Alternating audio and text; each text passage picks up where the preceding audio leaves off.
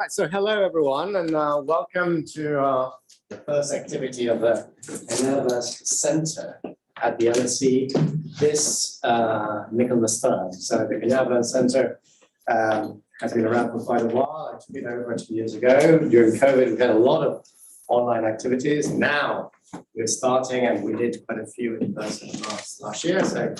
But this term it's our pleasure to have Shauna Brail with us, who is coming all the way from Toronto to give us a talk on Beyond COVID-19, the Future of Cities and Urban Policy.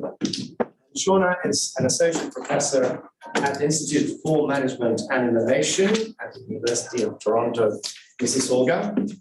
And she's an economic geographer, a very well-known economic geographer, for that sake, and an urban planner with a lot of research that mainly focuses on the transformation of cities as a result of economic, social, and cultural change. So whether you're doing any of the masters here, regional level planning, or local economic development, or any of the masters in the department, you're a member of the center, or you're doing a PhD, this is something that will be of interest for you.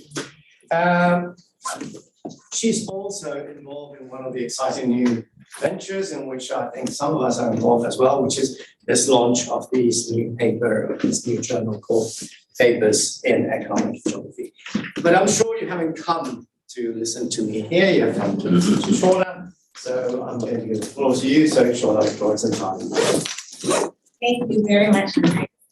And thank you to the Cañada Center for hosting, and to Neil for also all of his work in helping to organize. It is a real pleasure to be here today and to present some of my work. I also want to say a thank you and a welcome to two of my former U of T students, Joan Witowski and Katerina Mizraki, who are both studying in the UK. Thank you especially for making the trek to the room and from Cambridge to come here. It's really, really nice. It's always wonderful. It's great to teach, and it's even greater to follow up with your students once they've graduated and continue to do amazing things in the world. So what I want to talk about today is some of the sort of complex, enduring impacts and implications of COVID-19 with respect to cities. And this is, as you can imagine, a relatively new area of focus for my research, but a very natural fit when the pandemic emerged in early 2020, and my deep interest in what it would mean for cities, because of course the pandemic has had incredibly disruptive impacts and implications for cities. And so since about March 2020, I first engaged in writing some op-ed pieces about kind of early days looking at the pandemic. And then I wrote a commentary piece in Environment and Planning B, talking about what COVID meant for cities, looking for patterns amongst the turmoil, which I'll talk a little bit about today. This was followed by a piece in regional studies, regional science. It was a regional graphic looking at the impact of the pandemic in Toronto and on restaurant closures on restaurants, a sector which I hadn't thought about very much before, but in fact, when we look at restaurants and the restaurant scene, it really is a kind of a signal, a harbinger of the vibrancy of cities. A couple of months ago, published a piece together with Mark Kleinman, who most recently from King's College London in the Cambridge Journal of Regions, Economy and Society, looking again at a case study of Toronto. And then just last week, I published an essay in a magazine called Current History, which had a very similar title to today's presentation, called COVID-19 and the Future of Urban Policy and Planning. And so what I want to focus on today is a bit of an overview of all of this work, as well as thinking about what does this mean for cities going forward, particularly with an eye to some of the biggest cities, global cities.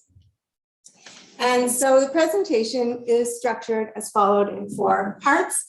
If you think back to March and April 2020, probably the most enduring kind of loudest conversations and debates were around whether or not COVID-19 was equal to the death of cities. And so I'd like to talk a bit about that. Then there'll be a case study of Toronto, including a dashboard and what I call a super chart, which has a new name now because super chart didn't really seem like the right title for it. And then to take a look at what are the common threads amongst cities? What are the things that all cities are thinking about, and how do we understand the implications of COVID and of city building moving into the future? And finally, I'll close with a few comments about the future of cities and urban policy. So again, that's the sort of at the earliest emergence of COVID, images of cities gone completely silent, empty streets, office buildings locked up, nobody around, some doctored pictures of dolphins swimming in the canals again in Venice because they were so clean and available. But really, really worrisome concerns about the future of cities and whether or not cities could endure and people would want to concentrate again. Debates about transmission really focus on sort of the role and the connectedness between cities. So again, at the outset of COVID, similar to the patterns we saw when SARS emerged in the early 2000s, early transmission was very much connected to cities that were networked at a global scale. Some people thought that because Toronto had experience with SARS, that Toronto would be well suited to navigate COVID-19. And I'm here to say I don't think this was the case, maybe at the very beginning, but certainly not over the 2.5 years that's followed. What we started to learn, though, when we dug deeper beneath the surface, and this is lots of researchers, lots of scholars, was that actually urban density was less significant than things like income and housing conditions and crowded housing, even race and intra-urban inequality. And so in a place like Toronto, where we say Toronto is very much a divided city, there are pockets of great wealth and there are pockets of great poverty. And when we map out the earliest cases of COVID, the wealthy pockets, the pockets where people are maybe connected through business travel, connected through leisure travel, to other parts of the world, that's where we saw the greatest number of cases. But very, very quickly, once COVID entered into the city and was spread through sort of regular everyday activity and physical proximity, what we saw, in fact, was that the number of cases in the lower income parts of the city was way beyond the spread of COVID in the wealthier parts. And a lot of that has to do with type of work. So could people work from home, or were they required to go out to work, and did they take transit to work, and did all of those activities expose them, versus people who were very comfortable and able to work from home and also able to isolate entirely alone if they felt unwell because they had the space. The other thing that we know is that institutions matter at all scales. And that goes from the sort of the local level to regional and provincial governments and national governments, and even international organizations, including those that help support the distribution of vaccines from higher income to lower income countries. And so we see here a lot of the sort of influence of some of our very traditional economic geography theories and ideas, but applying them to understanding COVID and also hopefully to stemming some of the most negative implications of what COVID would lead to. This is just a look in the early days of all of the kind of doom and gloom headlines. Will COVID spell the end of urban density? Will people want to concentrate when physical proximity is so dangerous? Will this mean finally that, and the concentration is over, then the benefits of agglomeration in space are done? And a real debate both amongst the media headlines, amongst scholars, amongst many people, a fascinating debate. And I'll give you my take on it in a minute. There are all these things that said, the city is going to die, starting from, early pandemics in 1918. The Spanish flu was very deadly, and it was very deadly in particular in cities. It also required the closure of activities. It required physical distancing. And there was, just as cities were beginning to rise, cities were dampened. Urban life was very much dampened for quite a while. But previous pandemics did not equal the end of cities. In New York City, for instance, between 1910 and 1930, which is, which covers the period including the Spanish flu. What we know is that the population grew from just under 5 million to about almost 7 million. And so here we have evidence that the Spanish flu and previous pandemics did not equal the end of the city. Same thing with the automobile. When Ford began to mass manufacture cars and people were able to afford them in the 1920s and 1930s, there are big headlines. The city is doomed, the end of the city.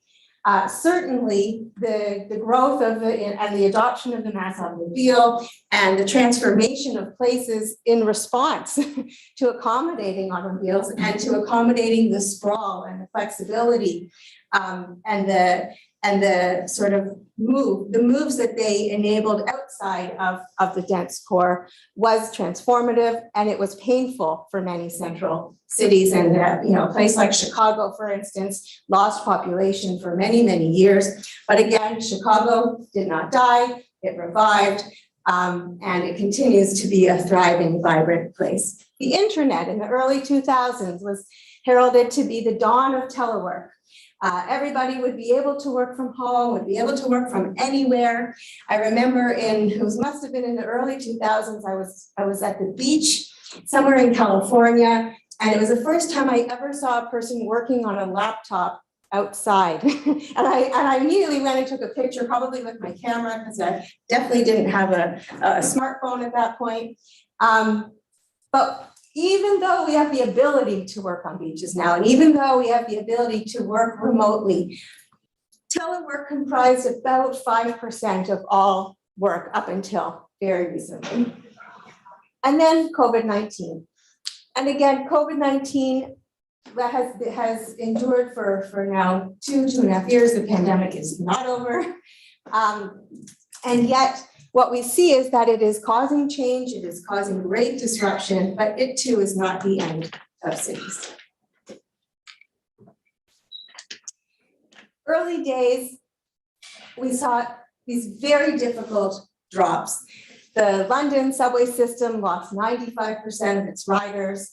Downtown Toronto offices were at 5% occupancy. New York City rents by November 2020 had dropped by nearly 25%. And we saw these sort of commonalities across big cities, again, giving sort of fodder to the idea that, depending on how long this lasts, we are going to have a real challenge bringing people back to cities. Especially in terms of subway ridership and downtown offices, we continue to experience a lot of difficulty here, which I will get into a bit later on. The rents piece is really interesting, and I'll also talk about that a bit more. So what are the things that we thought we were going to say goodbye to in the early days of COVID-19? A lot of effort, a lot of emphasis and discussion on what's happening in terms of office occupancy and office work. And so this material is taken from Nicholas Bloom and his team.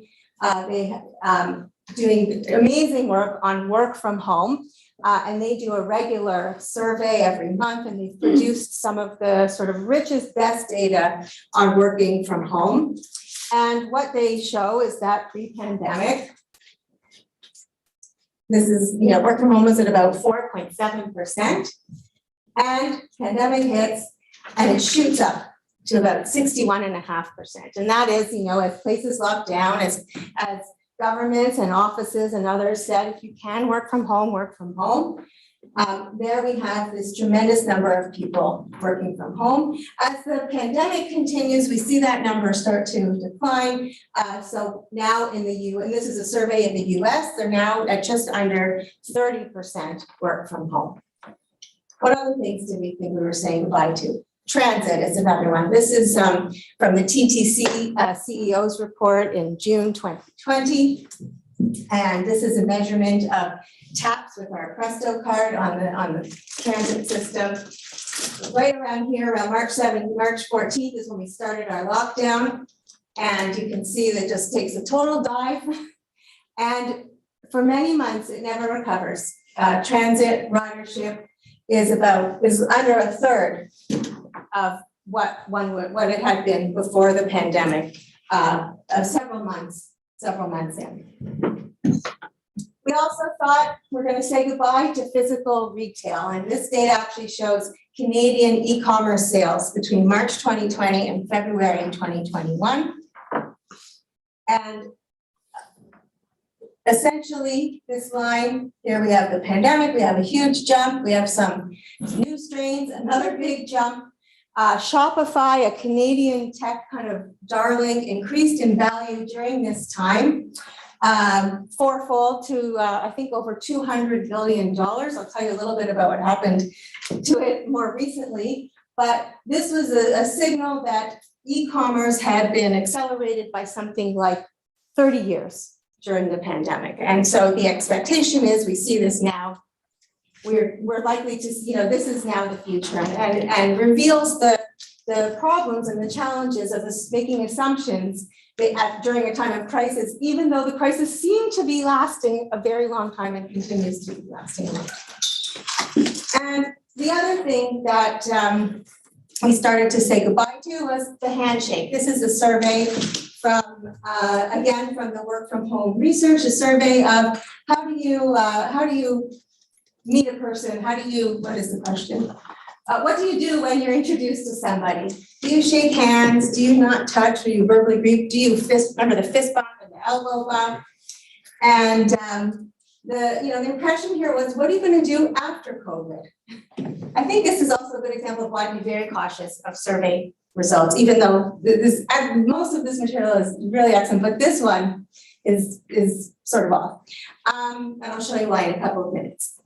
So almost 2/3 of people said pre-COVID they shook hands, and post-COVID nearly half of them are not going to touch at all, and another just under a third of them might do a fist bump. So I don't know if any of you went to conferences or meetings during COVID where you had the sticker system, right? The red is like stay away, the green is you can hug me, and the yellow is somewhere in between stay away, maybe it's a handshake.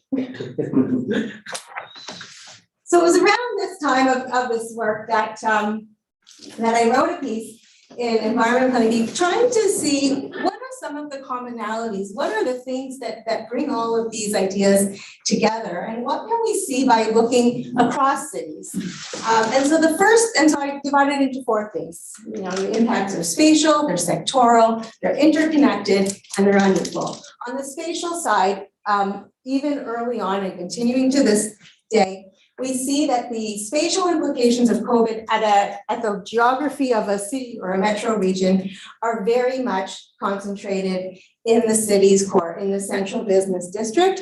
In Toronto, for instance, 1/3 of all jobs in the city of Toronto are located in the downtown core.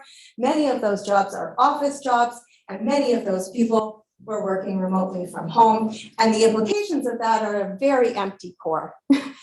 Real, drop off on our transit system, which in Toronto very specifically, especially our subway, very specifically serves the core. We have a 2-line subway system. You don't know how fortunate you are here, but our subway goes like this, and that's it. We have an excellent bus system, but the subway leaves much to be desired. The other thing about looking at COVID in cities, there was a sectoral kind of basis for some of the challenges that actually, when COVID first hit, there was this sense that everybody would be equally hard hit. I think that's just kind of our natural tendency. There's a crisis, everyone will be equally hard hit. But that wasn't the case, because in fact, what happened is that some industries, some sectors, they benefited. They grew dramatically. Tech, finance, industries and sectors that were able to pivot well to working remotely, and or whose services were needed and desired by a workforce and a population that was remote and staying distant. And then on the flip side of that, we had sectors that were supportive sectors, what we called at the time sometimes frontline workers, workers in grocery stores, workers, healthcare workers. But we also had the people who served all of the tens and thousands and millions of people working in the downtown cores, working in restaurants and working in other, hair care and other ancillary services who lost work altogether. And so we have this real unevenness in job loss that's based on what sector one works in.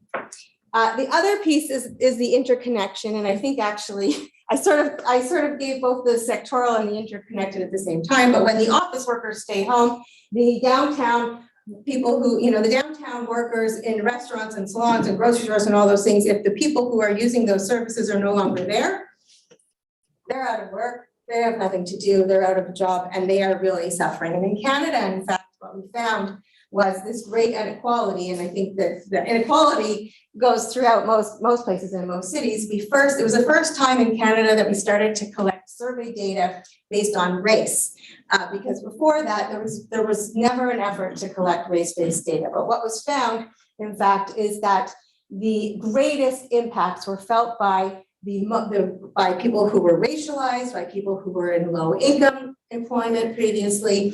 And so we had this very unequal impact of COVID, depending on income, race, and also actually age, that younger people were very much sort of positioned without work at many times, because when programs stopped, programs ended, there weren't summer jobs for students in that first summer. It was a very difficult experience.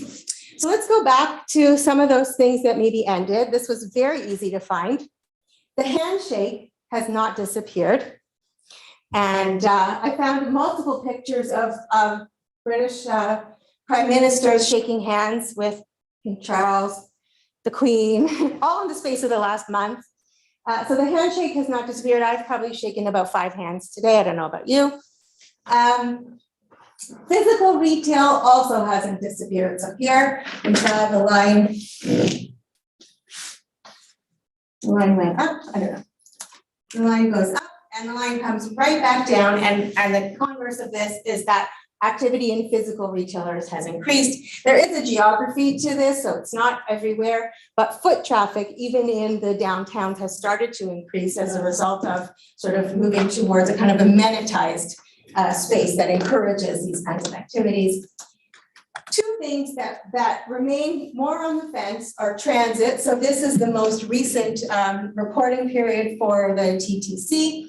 And we see, so this is the most recent line. We see it's progressing. This was the budgeted line.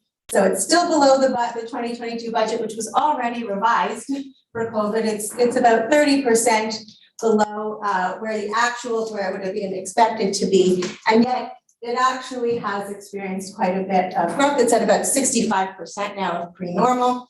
And buses are at 70-something%, subways are at 60%, and streetcars are at 50-something%. One thing I will say is that COVID has taught us the value of good data that we can understand, and there is a real lack of good data. The TTC releases these data points in their monthly CEO reports, and every month I have to go and search for it. Finally, hello office. The office is the thing that we have been the most reluctant to return to, despite a lot of effort. And there's evidence of return. There are a number of organizations in North America that are tracking return to the office with different kinds of data and different qualities of data. One, as I was telling Neil earlier, is based on key fobs. So you think your key fob is your key to your office, but actually it's also a tracking device. Someone can tell how often you're in there, when you go, which days you go, et cetera, what time you left.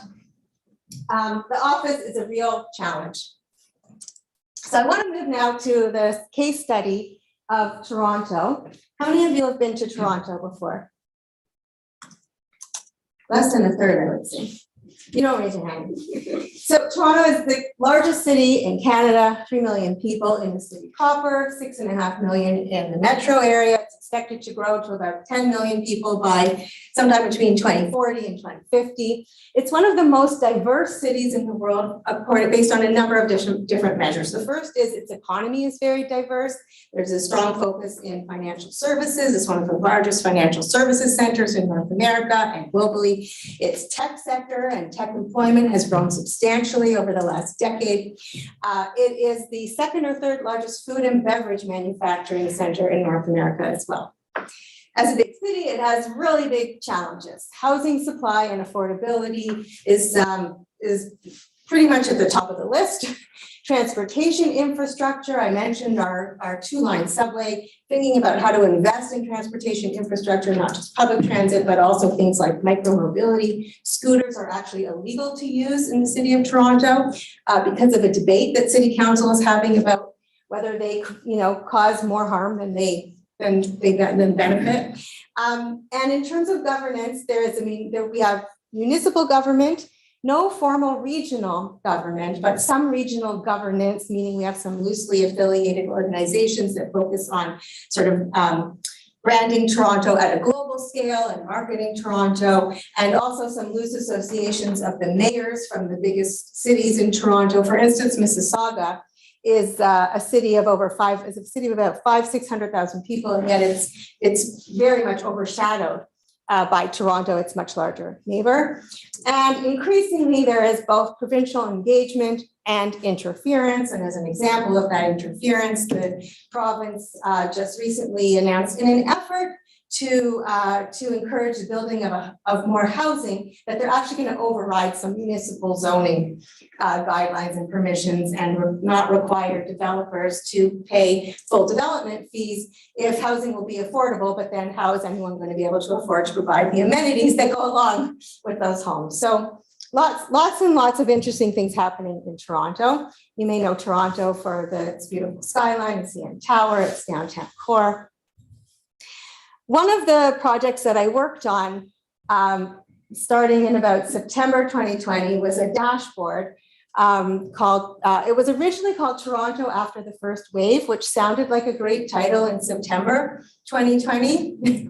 It was rebranded as Post-Pandemic Toronto, but the website is still called Toronto After the First Wave.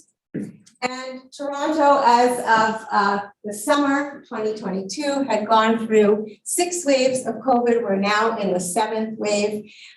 Deaths are currently at about 4,400. They're actually relatively, Toronto and Canada has done well in terms of the measures that were in place to prevent fatalities. The vaccination rate is very high. First vaccines is just under 90%, and 2 vaccines, which is considered fully vaccinated, is in the high 80%, and 3 vaccines for the only data I could find on this was people 70 and over, it was approaching 65%. So high rates of vaccination, some of the longest lockdowns in the world. This is the data on public transit in Toronto and public transit by mode of transit, bus, streetcar. Here's the bus, the streetcar, subway. This is not quite as up to date as what I presented earlier, but you can see here the massive sort of the drop, the falling off a cliff of mobility by public transit, and the very slow return. This here is data on office occupancy. This data is provided by a company called Strategic Regional Research Alliance. It's based on a survey of buildings, and I would encourage you, whenever you're looking at data about a city or about anything, how important it is to understand where that data comes from. There is some really tremendous data. This data is based on a survey of about 40 of the largest buildings in Toronto's downtown core, and it suggests that by last April, office occupancy was at about 25%. The other thing we have is data from commercial realtors, Cushman & Wakefield, that shows office vacancy rates are higher than they've been in over a decade. And conversely, industrial vacancy rates are very, very low. There's almost no vacancy of industrial land. And this is in part because of the increasing emphasis on industrial warehousing space and also other kinds of industrial spaces needed to serve people in a digital economy. In terms of real estate, I'm not going to spend too much time on this, but here we have, this is the prices for condos and they're by year. the middle green is average semi-detached homes, and the darker green is average detached home prices. And we can see that detached home prices in particular, that single family homes in the city of Toronto, 70% of the land area is zoned for single family homes, despite the fact that 50% of our population lives in multifamily dwellings. And the prices have gone through the roof. There have been a number of new sort of macroeconomic policy levers used more recently, notably interest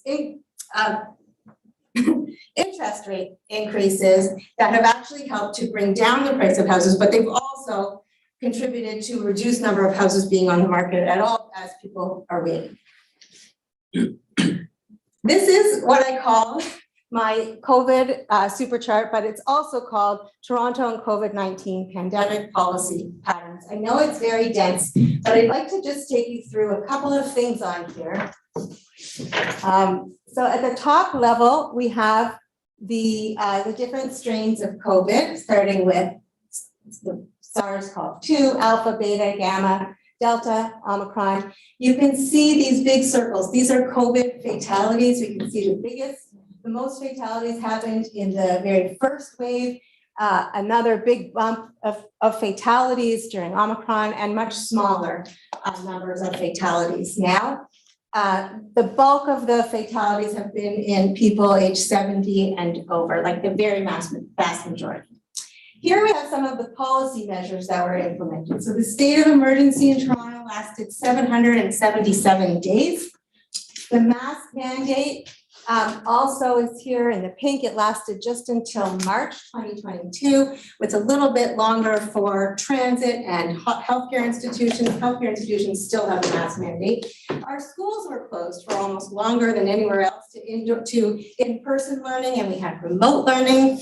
And so they were closed in the very beginning for months, and then a middle period in the winter of 2021, and then again in 2021 in the spring, and again during Omicron. And then lastly, we had non-essential businesses closed. This was mostly stores and shopping malls. And restaurants were closed for even longer to indoor dining, which made it really, really challenging for restaurants to survive. And so a different piece of work I did looked at scraped data from Yelp. And what we found actually is a lot of innovation in the restaurant sector, not a lot of jobs for restaurant workers, but a lot of innovation on the part of restaurateurs. The other thing I'll point out here, and this is very up-to-date data, is the unemployment rate. When it changes, it started at just under about 7%. It goes up to about 14%. It drops pretty quickly. It doesn't look like a very significant change when you put it in this context. We're now almost where we were at the start of the pandemic in terms of unemployment. We can see house prices. Again, people thought, well, why bother living in Toronto where prices are so elevated? I can go anywhere. But actually, when we look at house prices, that's actually not how what happened. That's not how people behave. So price houses declined a bit at the very beginning, but they started to increase by June of 2020, within just a few months. Rents were a little bit different, because where rents were concerned, and this is average one-bedroom apartment rents, which started off right before the pandemic at about $2,200 Canadian, and now we've just started to increase there at $2,500. But in this sort of midsection of COVID in 2021, rents had depressed quite a bit. Again, there was geographically uneven, so rents were lower in the downtown core than in the inner suburbs. It was a kind of nice inversion in a way. And then we have the orange is transit ridership, so we can see the big decline, and transit and office occupancy go together. But transit breaks away here, and I think in part this is related to the enticement and encouragement of the return to public life, even if it didn't mean the return to the office. And so protests, parades, celebrations, festivals, just going out to public spaces and the park, all of these things have encouraged a return to transit ridership. But where we're really struggling still is a return to the office, which is still at just under 35%. So briefly, I will sort of go through these kind of common threads that 21st century cities are needing to think about and focused on. The first is thinking through what happens to the central business district. And this is really a plea for, there have been discussions of converting half of the buildings to housing, much needed. We need to increase supply, we need to increase affordability, but it's actually very difficult to convert an office building to housing, and it's also very expensive. And it may not in the end be the greatest thing to do, but maybe there will be, I think increasingly there's some effort towards that.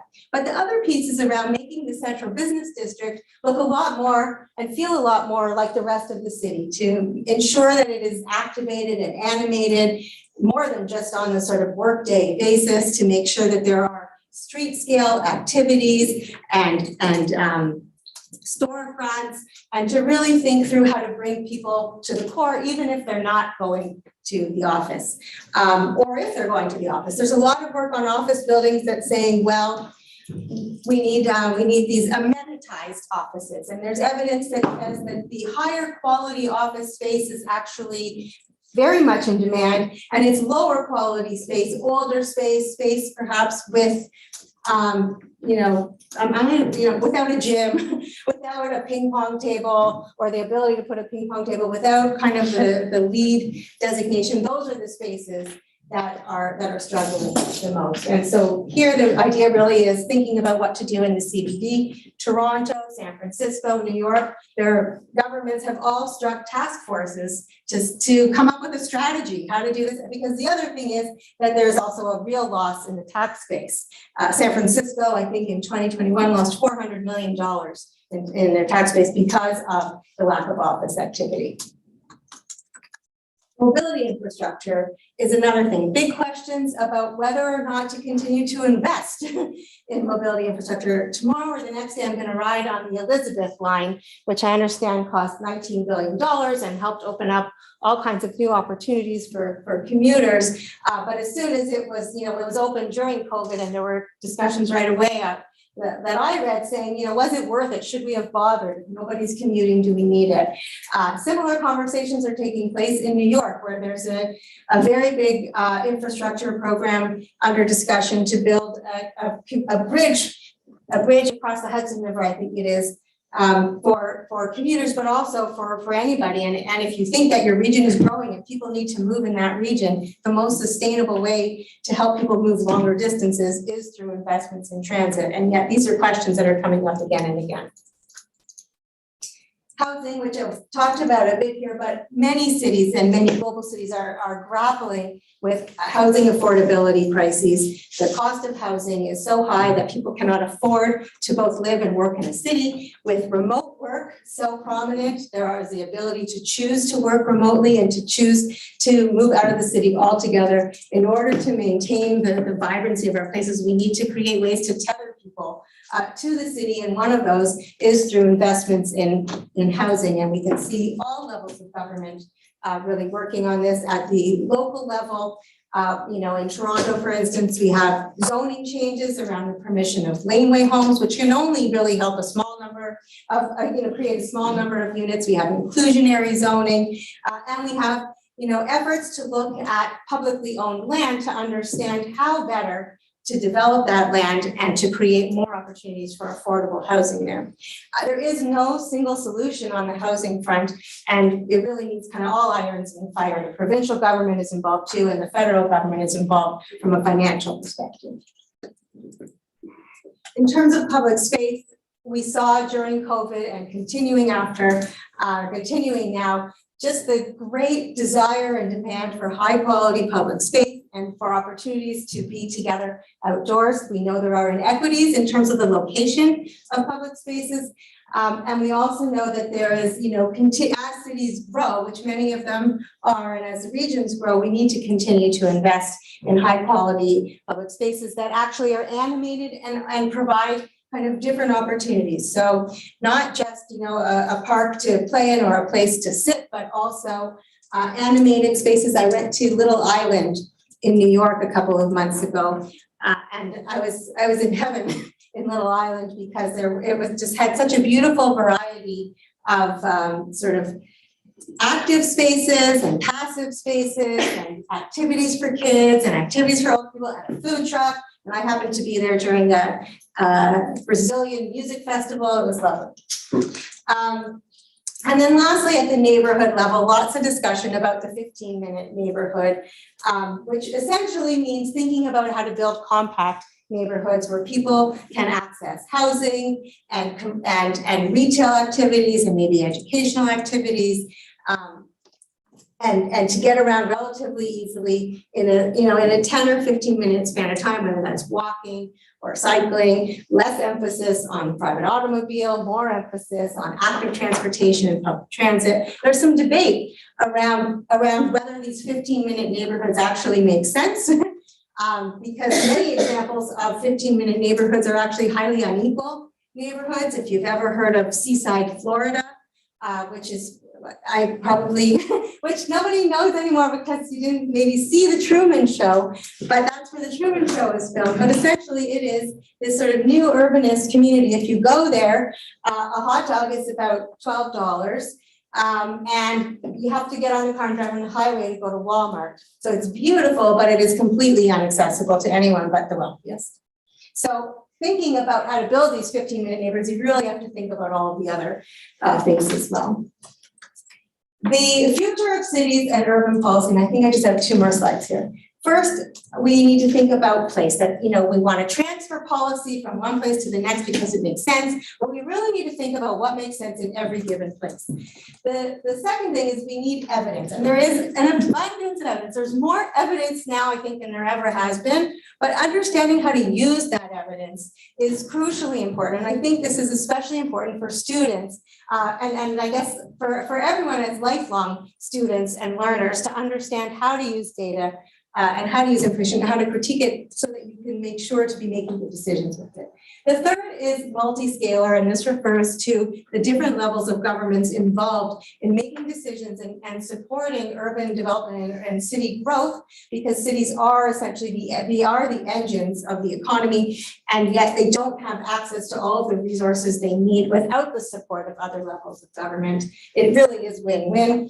And the last is responsive, and we saw during COVID just how responsive governments could be and just how nimble, and we shouldn't forget that lesson of being innovative and experimental and trying to produce change. So COVID-19 continues to disrupt cities and disrupt urban life. It's raised huge questions about the future of the downtown core. This is one of the most lingering questions, and the challenge of concentrated office zones and what to do about them. But there are knock-on effects, right? The changing patterns of office work have implications for the future of cities, for the future of urban policy, for the future of development, and for the future of growth. And then lastly, cities remain, despite COVID, despite the challenges of the past several years, and despite the challenges that are still to come, because they are not over, they continue to be economic engines, they continue to be sites of concentration, they continue to lead as innovators, and they continue to be places to resolve great urban challenges. So I will leave it at that. Thank you.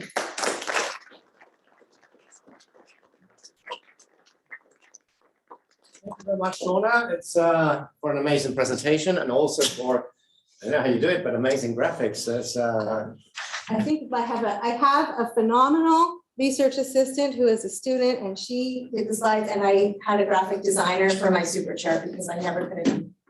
Okay. Well, I have plenty of questions, but I know that there are people who want to leave or have to leave earlier. So we've got about half an hour now for questions. So if anyone wants to start asking any particular questions. All right, so if not, I'm going to, Neil, go ahead. So, I really enjoyed this, and part of the reason I really enjoyed it was you gave this sort of retrospective on what happened over the last 3 years, which is sort of something which I don't think we sort of reflect on enough. And at the start of the COVID crisis, I was involved in a team which was advising the Mayor of London on what his response should be. And I look back on that now and I'm a bit like, oh, should we really have said that? So I guess what's the advice you'd give, starting again, if we had another pandemic hit, what would you say to the Mayor of London or the Mayor of Toronto about what their response should be? That's a great question. I would say be able to respond quickly and rapidly when you need to. Collect, review all the data you can get your hands on, and then decide which data is the most valuable, and really dig into it and understand not just what it says, but what it doesn't say. And then the third thing I would say is it's a marathon, not a sprint. I think we said a lot of things at the beginning when we thought we were locked down for 2 weeks, right? And making it through 3 years is a lot longer than 2 weeks. And, you know, COVID's, it's not, we want it to be over. We took off our masks. We removed all of the emergency mandates, but it's, you know, learning to live with something new and different and constantly changing means you really have to figure out how to work quickly across the long view. Okay, more questions? Go ahead. Coming back to the office discussion that we had of people being reluctant to come back to offices, do you think that even though people might be reluctant to come back now, that face-to-face interactions and that in-person trust that you don't have working online is so important that will just make people go back anyways? Well, one, I hope so. I think that, you know, what many professionals have settled into now is a hybrid situation, right? And when I have lots of friends and acquaintances who don't work in academia, and whenever I see them, I sort of quiz them on who's going to their office, what their office policy is. You know, there seem to be a lot of organizations now trying to encourage people to come Tuesday, Wednesday, Thursday. And then, of course, you have the mayor of Toronto saying, well, how are we going to invest in a subway that's active on these 3 days, and on the other days, we have no idea who's riding it. And, you know, it's hard to tell someone who works in an office, we need you to go to work, we need to support the subway, right? That's a hard sell. But it seems like, so one, there's the hybrid part. There are also people who are starting to struggle with productivity at home, people who've worked from home, who manage well, who after all this time are starting to see the downside of being home, right? The downside of not, you know, meeting new hires, of not connecting with their colleagues, sharing ideas. It is not the same on Zoom. And there's also a sectoral piece to it, right? Because in some areas, in particular in engineering, it's easier to work remotely, it seems, and not miss out on some of those connections because of the kind of work. So in some cases, it's work dependent. I think we're still going to see a bump in return to office, but it seems like that's the one that's taking the longest. Yes, yeah, I in fact had a very similar question. So like basically like don't you think like for example in a very same line of view, there has been a very radical behavioral shift from like, you know, from the pre-COVID period to the post-COVID period. And we, for example, like anecdotally speaking, like if I can, you know, get my salary at home, I'll probably never prefer to go out. So, you know, like that kind of very behavioral shift is like, you know, it's certainly, anecdotally speaking, it's there, right? So don't you think that will kind of impact our recovery towards the pre-COVID levels? Mm-hmm. Well, I think there will be some FOMO, some fear of missing out, right? That all of your peers went to the office and got this opportunity and you didn't even get it.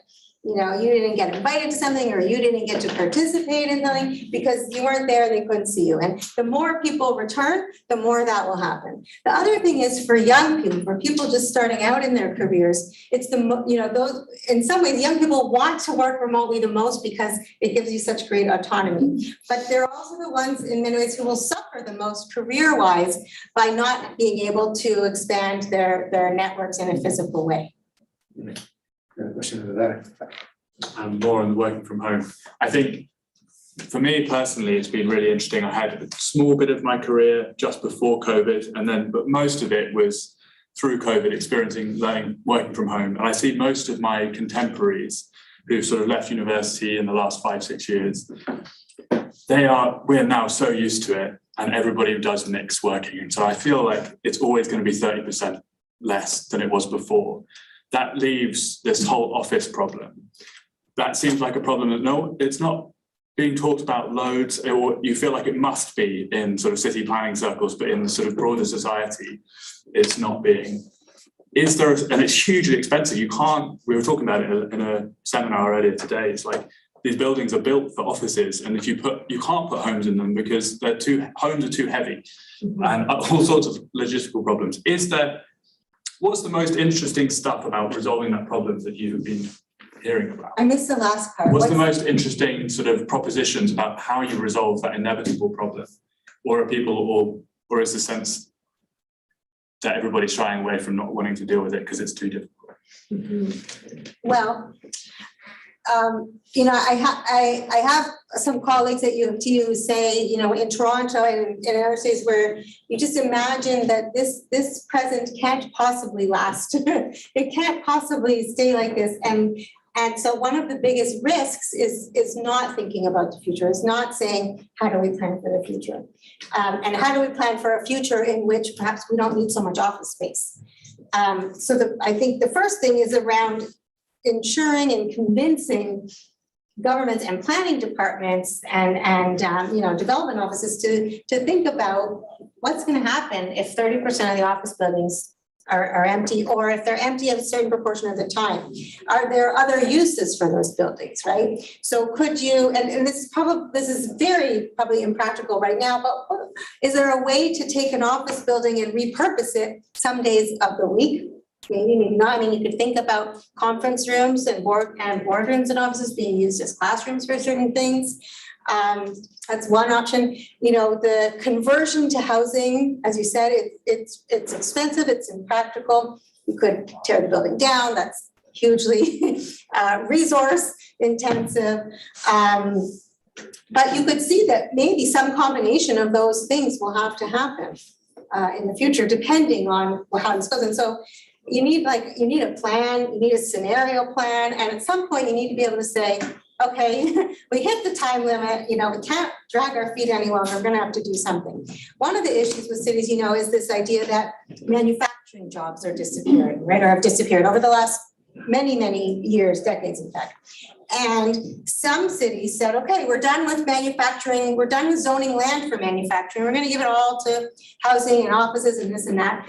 And then sometimes you have a resurgence in manufacturing. And so this is again a debate we have in Toronto between the planning department and others is around, do we need to have so much land preserved for the potential of manufacturing? And Toronto actually has quite a bit of manufacturing in the city and manufacturing space in the city, but there's always pressure to build housing on that land.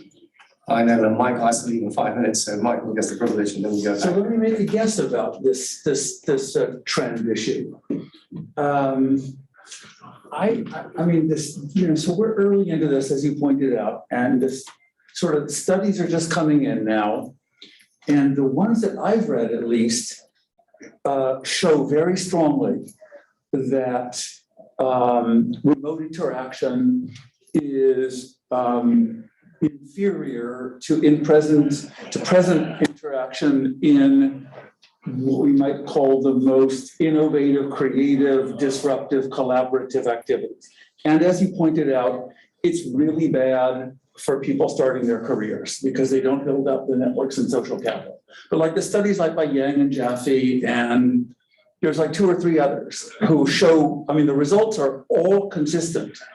Okay, so I think my guess is, and I think we're in some kind of, way off optimum story right now. Labor markets are tight. So employers have not been willing to force their workers back into work, to the office. Labor markets are gonna start being less tight with the recession that's coming. And employers are going to start saying to people, you have to come back. But behind that, the real trend is that there's going to be a revealed interactivity or productivity sorting process that will go on. That firms are going to discover where they are on the continuum of needing interaction versus not. And those that discover that they had too much office space and didn't need all that interaction will, over time, as their leases expire and so on, make other real estate choices and other hybridity choices. But those buildings will fill up. There will be a transition, but they'll fill up with the most highly interactiveness dependent firms and industries. And those are a growth sector in modern capitalism. So that my prediction would be, I can't give you exactly how many years, but let's give it a 5-year time framework. We won't be talking about too much office space. But what we will have seen is a sorting in, job generation here, and a sorting out process, as is the long-term story of cities, right? So just to guess, and a couple of other remarks, you said something about context. So a lot of your sort of reference point is the North American city, but I'm thinking about, for example, I read the newspaper this morning that in Paris, we're at 98% of transit ridership. And the big crisis is getting enough workers to up to the level of service again, because we're completely saturated. And what did drop is automobile traffic, but because we made a 15-year investment in bikes, and we've got 40% less automobile traffic than we did 10 years ago, 40%. It's the biggest drop of any city in the world, right? And a huge rise in transit and in bicycle use. But Paris is a 15-minute city already, right? I mean, it's one of the 3 densest cities in the world. So I do think that in the continental European context, that those dynamics are going to be variations under theme, because the CBD phenomenon, the empty CBD phenomenon, isn't that present on the continent. We tend to have more sort of dispersed interactive cities than you do in the Anglo-Saxon world. So just those 2 remarks. Yes, no, thank you. I agree. And I agree that the context narrative is very North American focused. I was in Paris in July and the streets were full, transit was full. And I read that tourism was back to 2019 levels. Yeah. But what I couldn't find, it might have been a language barrier. I couldn't find any information on what proportion of people were back in their offices. And someone I spoke to said, well, their apartments are very small. Most of them went back to their offices. Yeah, they are. It's about 80% office occupancy, but rising rapidly. One other thing is, is that transit ridership is higher on weekends now than during the week. Yes. So that goes to your point about cities being not repurposed, but the balance between week and weekend has changed. Yes. In our regional rail system called Metrolinx and Go, which is really commuter rail. So it's people and it's all during the week, it's almost entirely commuters, and it dropped and it continued to stay well below 50% and maybe 60, 70%. But on the weekends now, they're I think back to where they were pre-COVID, maybe even more, that they've really sort of encouraged the weekend rider. And they did it in fact strategically as a way to say, come on the weekend, and then maybe you'll want to come back during the week too. Okay. Questions at the back over there. Yeah, my question is about the governmental response and about the level of government, local government and national government. When we talk about national government, that's pretty much clear. Fiscal stimulus, the monetary stimulus, some direct subsidies. And how about the local government? Could you maybe outline the 3 most influential responses from the municipal level government to the crisis? So, well, I'll outline the 3 most kind of difficult responses, and then I'll try to talk about what they did in a way to improve what happened after, right? Because our provincial government was responsible for the initial kind of state of emergency.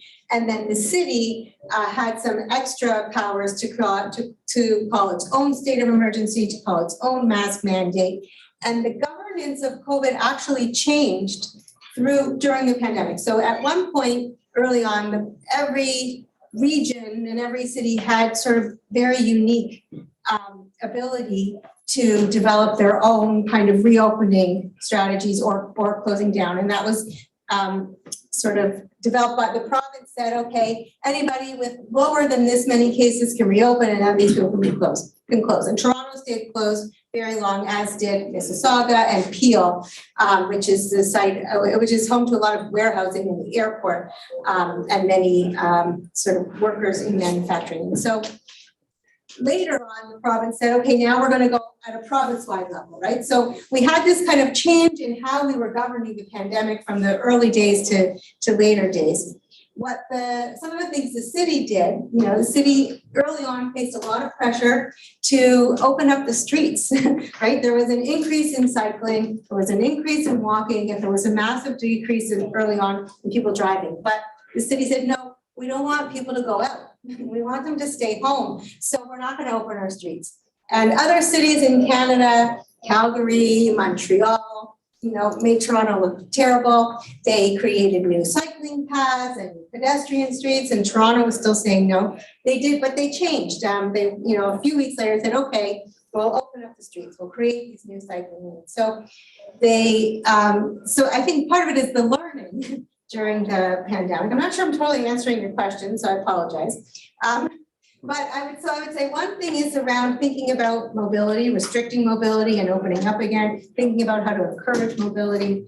But there's also, politics involved, right? So it's not just evidence. The evidence says people want to cycle, people want to have access to streets, people want to go out. But the politics says, and this is a big debate we had from the fall, there's going to be a baseball game this weekend, and we want to make sure that the Lakeshore Boulevard, which is right by our sports stadium, is not just closed to automobiles, because we want them to be able to drive down. A big debate at City Council, and they actually got rid of the open street, the active street, in order to make room for automobiles.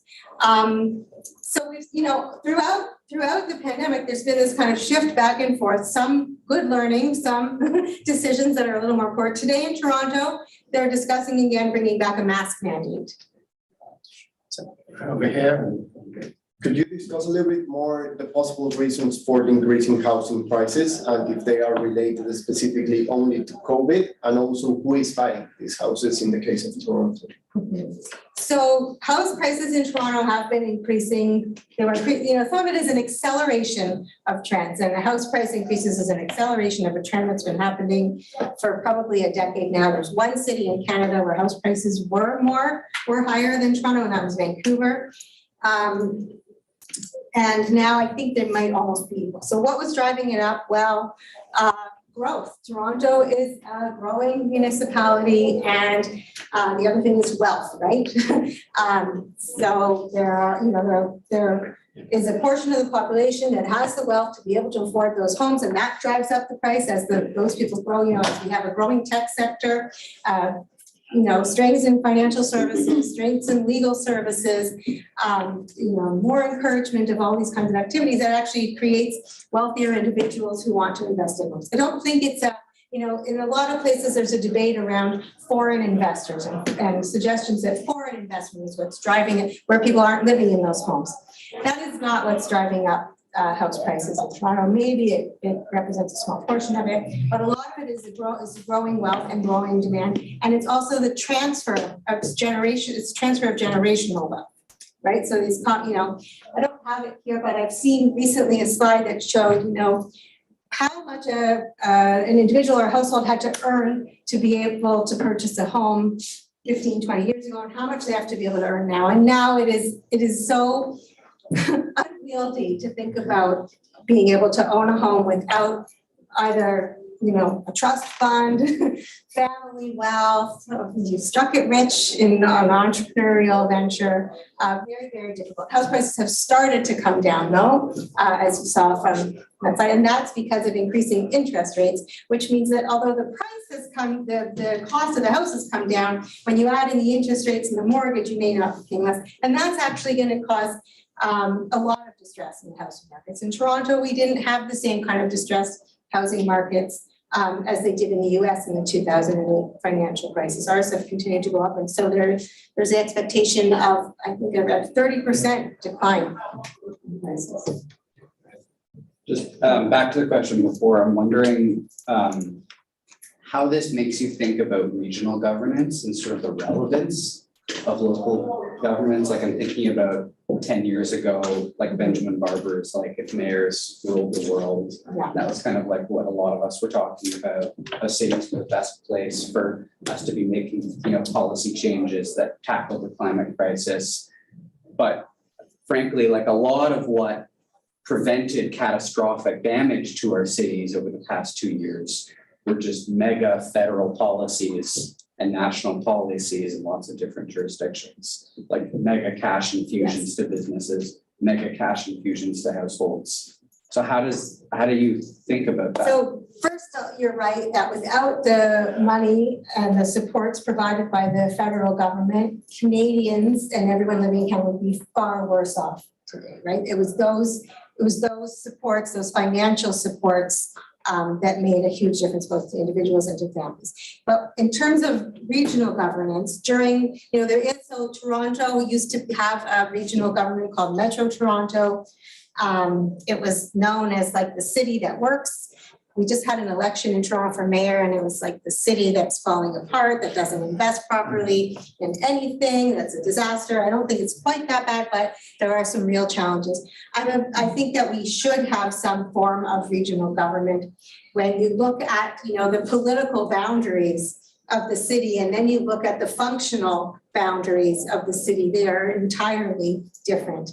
And being able to think through ways to make governing decisions collectively, not the province doing it for them, but the municipalities and the mayors doing it. And we saw this more on an informal basis with, mayors of the regions of the cities within the Toronto region, and especially the biggest cities, convening and sorting out together things around opening and closures, things around safety, things around policy. We had this sort of policy mobility. I think it was in Peel, the medical officer of health, who has the authority to make sort of these emergency mandates, was the first to say any business that has a certain number of people testing positive for COVID, I can't remember if it was 5 or 10, must be closed down. And after they did it in Peel, they did it in Toronto, right? And I think that saved lives, and it saved transmission. It caused hardship, but it was the right thing to do at that time. Hi, thank you for your presentation. I especially appreciated how grounded in reality and descriptive it was. And I think it can be very easy to get lost in these sort of diffuse, discursive questions. But yet on that note, I wanted your insight and grounding a question that I had, which is, one thing about COVID, it was a huge point of this sort of culture war clash about masks and vaccines. And is there a kind of grounded geographic analysis that's coming out on that? Because I imagine that the kind of socioeconomic groups that might have appealed to one side or the other are much more diverse than we might assume initially. And so I was just wondering if anything came up about that. COVID has been incredibly polarizing and incredibly political, right? It's been politicized in Canada, in the US, probably in the UK.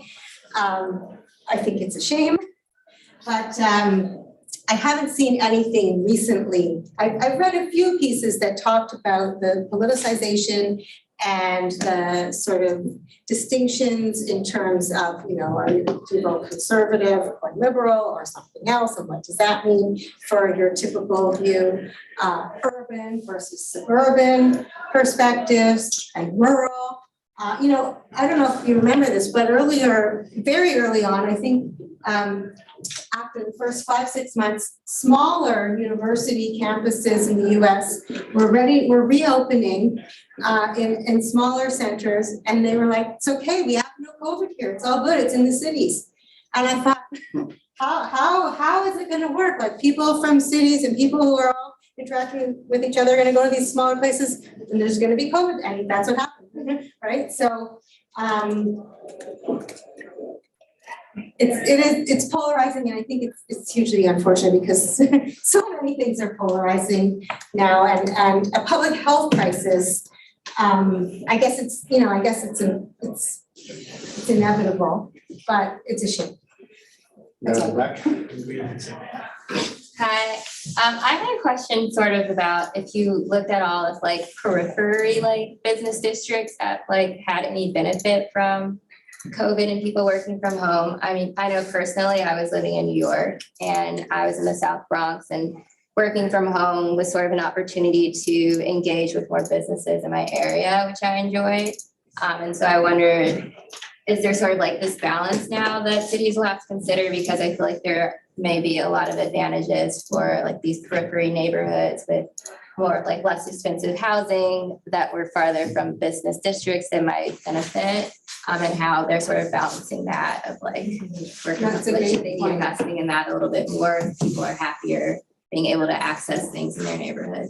It's not something I've studied, but from what I understand, and you're not talking about a remote community, right? You're talking about the South Bronx, right? But some people moving to more remote communities, but within neighborhoods in an urban sort of metropolitan area, there's kind of a reconnection with neighborhood, right? How could there not be? If before you used to, all the time, leave in the morning and come back late at night and we're hardly there. And now, if you go out for lunch and you're in the park and you see your neighbor more. So I think that there are some pieces that talk about stronger connections being built in these neighborhoods and trying to think of ways that actually those don't get lost.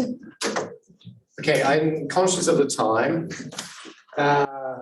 I'm not going to be able to, we should finish in about a minute and a half. There are 4 hands, so I'm going to take just those 4 questions as far as I know. One here, then one over there, here, and then we'll finish with Lan at the end.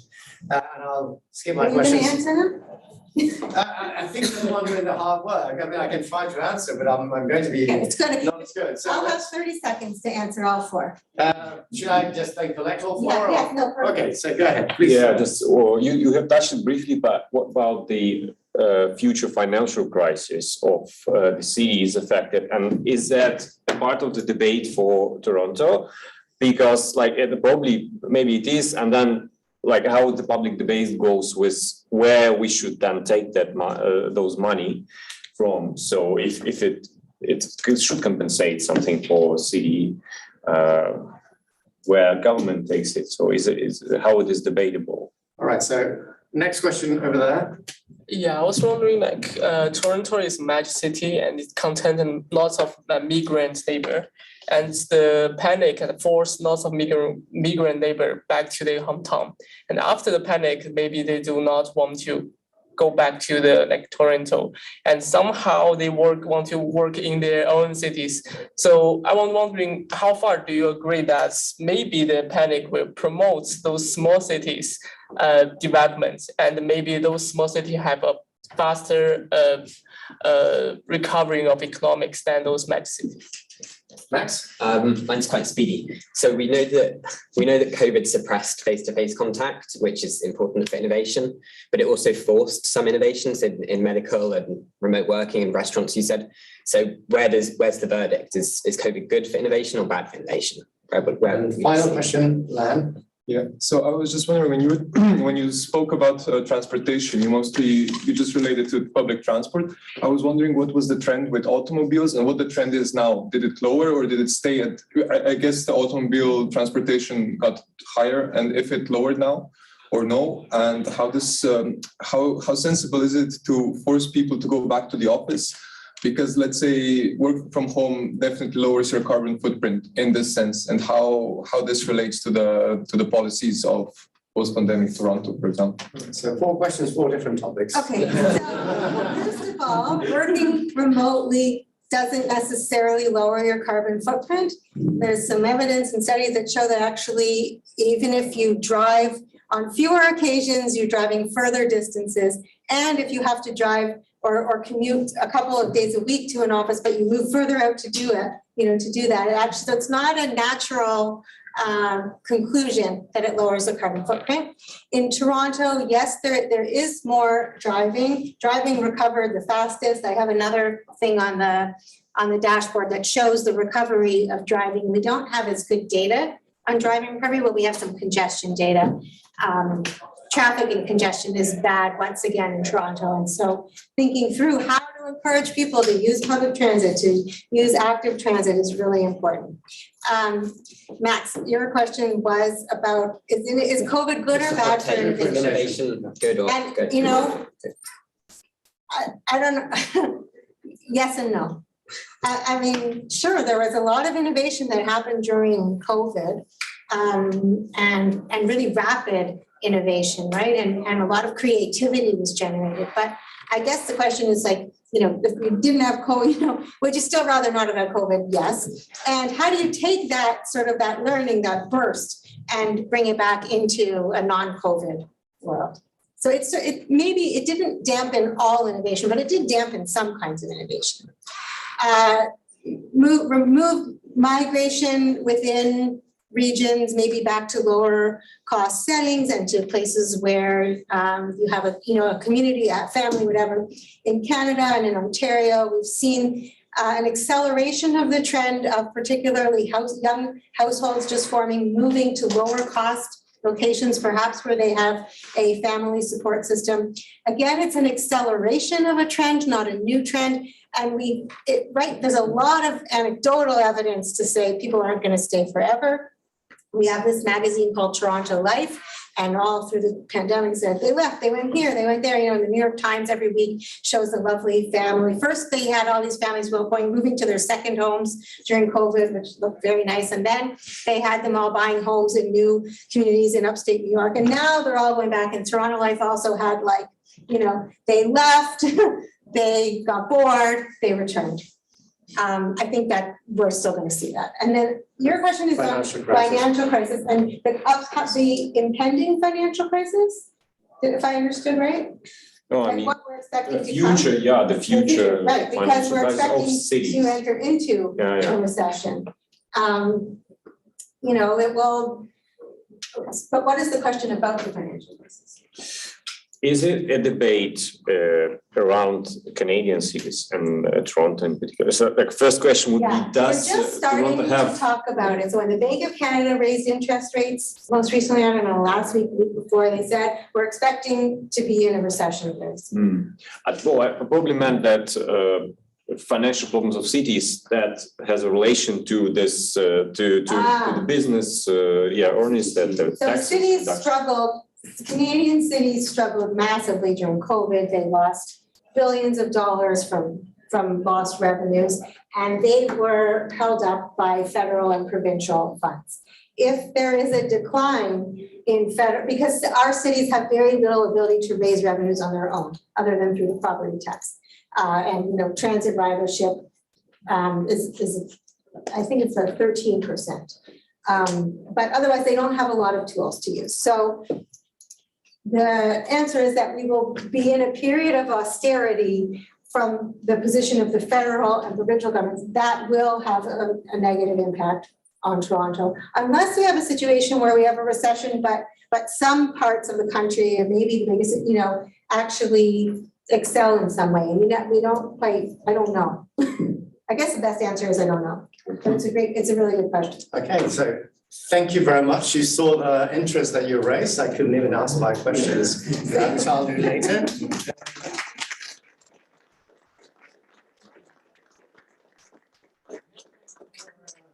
I thought it was fantastic. And many thanks to all of you for coming. Just try to follow the Cañada Blanch Center on our website. Try to follow the events. There will be another event coming on the 5th of December, presented by the fellows, and we have many more already planned for the coming year, so in the land. So thank you very much, and see you all.